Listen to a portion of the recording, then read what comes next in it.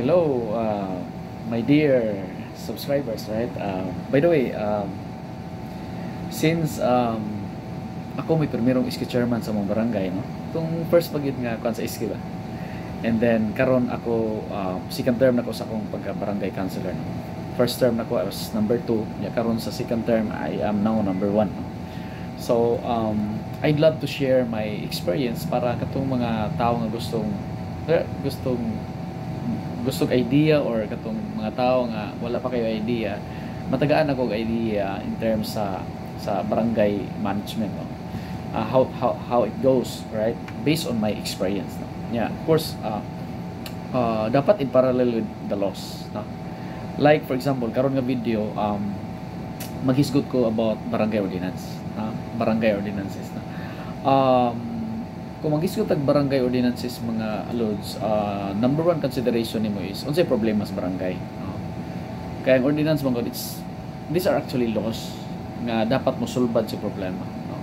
And mostly ang ordinances nag-address ni sa public safety, sa health, sa environment protection, sa traffic, no?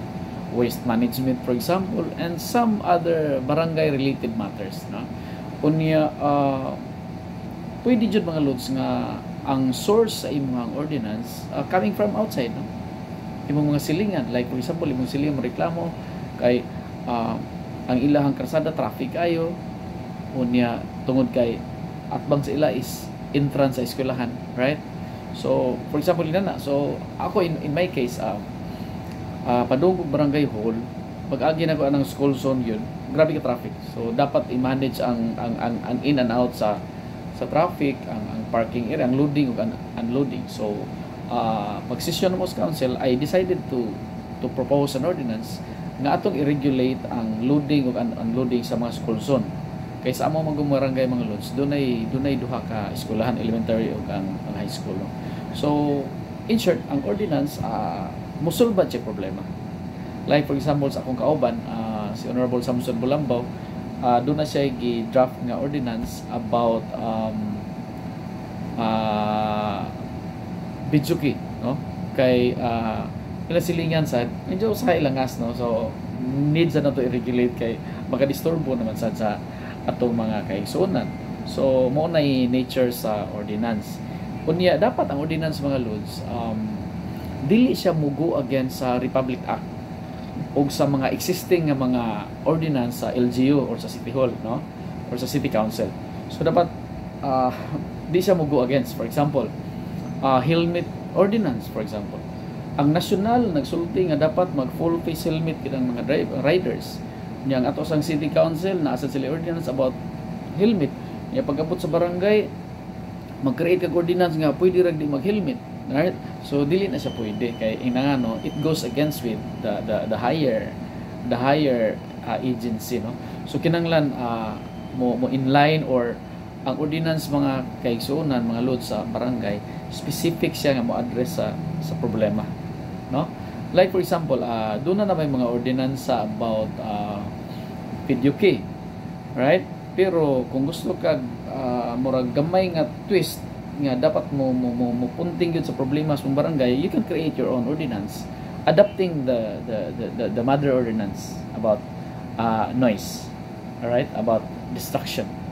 Okay, so inana ang nature sa pag create sa ordinance. Unya mga lods, ang penalty sa dapat lower siya kaysa city council ordinance and the national.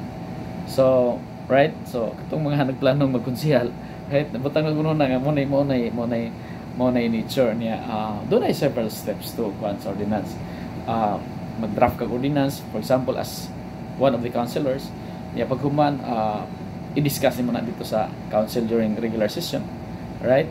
Unya first reading, second reading, third reading, final ba? Kung wala na ikuan kay ang imo mong ordinance mga lods nga gi-draft, imo nang i-forward nga to sa Committee on Laws and Governance.